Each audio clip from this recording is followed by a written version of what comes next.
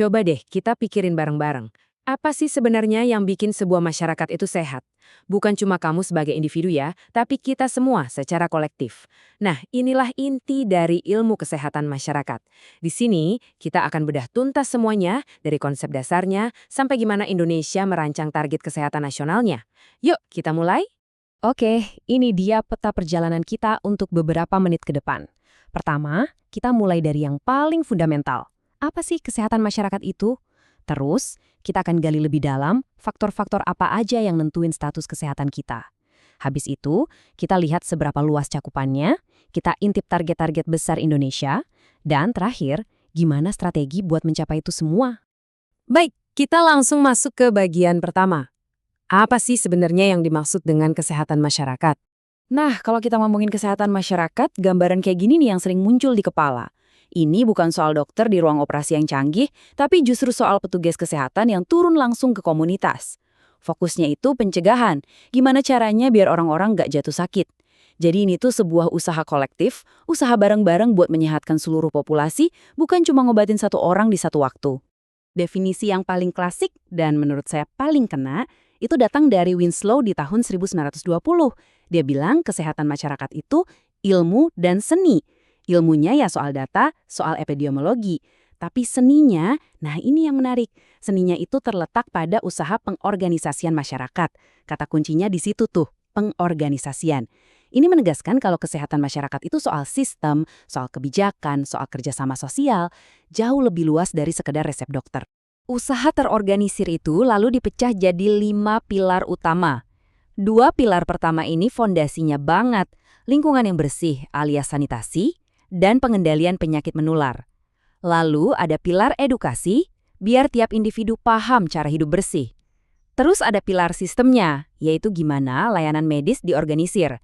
Dan yang terakhir, pilar jaring pengamanan sosial, buat mastiin semua orang punya standar hidup yang layak, biar bisa tetap sehat. Oke, kita lanjut ya. Karena ternyata, sehat atau sakitnya kita itu nggak cuma ditentukan oleh satu faktor aja. Coba deh, saya mau tanya sama Anda, apa sih yang bikin kita sehat? Apakah karena dokter? Atau genetik dari orang tua? Atau jangan-jangan ada hal lain yang lebih besar pengaruhnya? Yuk kita lihat. Nah, ini dia nih, model dari H.L. Bloom. Ini penting banget buat kita pahamin karena model ini dengan cerdas nunjukin 4 faktor utama penentu kesehatan yang saling berkaitan satu sama lain. Jadi, ada 4 kekuatan besar ini. Pertama, lingkungan, tempat kita tinggal dan kerja. Kedua, perilaku, pilihan-pilihan kita sehari-hari. Ketiga, tentu saja, pelayanan kesehatan. Dan keempat, keturunan atau genetik. Tapi yang sering bikin kaget banyak orang, berbagai penelitian nunjukin kalau faktor lingkungan dan perilaku itu seringkali punya pengaruh yang jauh lebih besar terhadap kesehatan sebuah populasi dibandingkan sekedar akses ke rumah sakit. Nah, ngeliat 4 faktor tadi, sekarang jadi kebayangkan betapa luasnya sebenarnya cakupan atau ruang lingkup dari kesehatan masyarakat itu. Ruang lingkupnya tuh luas banget. Ada yang kerjanya kayak detektif penyakit, itu namanya epidemiologi. Ada yang fokus ke lingkungan kita, kayak kualitas udara dan air. Ada juga yang ngurusin promosi kesehatan, gizi, biar kita semua bisa bikin pilihan yang lebih sehat. Sampai ke urusan yang lebih besar, kayak kesehatan kerja, kesehatan reproduksi, bahkan cara ngelola sistem pelayanan kesehatan itu sendiri. Semuanya nyambung. Dan ini membawa kita ke pertanyaan berikutnya.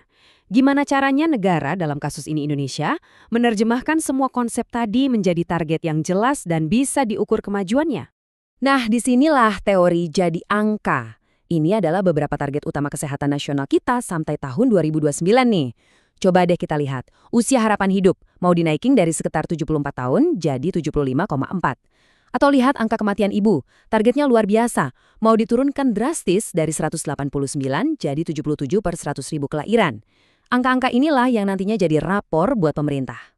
Dan salah satu prioritas terbesar yang jadi sorotan, ya ini, stunting. Targetnya sangat ambisius, mau diturunkan sampai ke angka 14,2% di tahun 2029.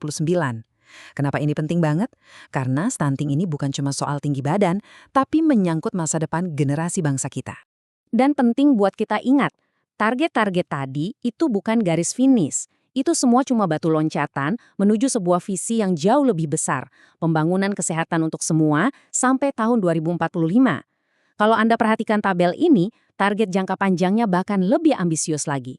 Misalnya, angka kematian ibu mau ditekan sampai ke angka 16. Wow! Pertanyaannya sekarang, dengan target-target yang setinggi itu, gimana cara pemerintah kita mencapainya? Apa rencananya? Strateginya ada di sini, dituangkan dalam RPJMN atau Rencana Pembangunan Jangka Menengah Nasional. Mungkin kelihatannya rumit ya, tapi coba kita fokus ke benang merahnya aja. Ada 5 program utama. Coba deh lihat program 1 dan 2. Di situ disebut secara eksplisit soal penurunan stunting, prevalensi anemia, dan pemenuhan gizi.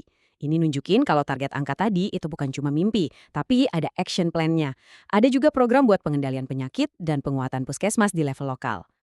Jadi, poin penting yang bisa kita ambil dari sini adalah fokus yang kuat pada pencegahan, terutama dalam penanganan stunting dan penguatan layanan kesehatan primer di tingkat paling dasar, kayak puskesmas.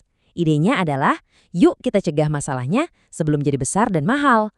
Oke, jadi rencana besarnya sudah ada di atas kertas. Angka dan targetnya pun jelas. Tapi, seperti yang kita lihat di awal tadi, kesehatan masyarakat itu kan bukan cuma soal medis. Ada faktor perilaku, lingkungan, dan pengorganisasian sosial. Nah, ini membawa kita ke pertanyaan terakhir.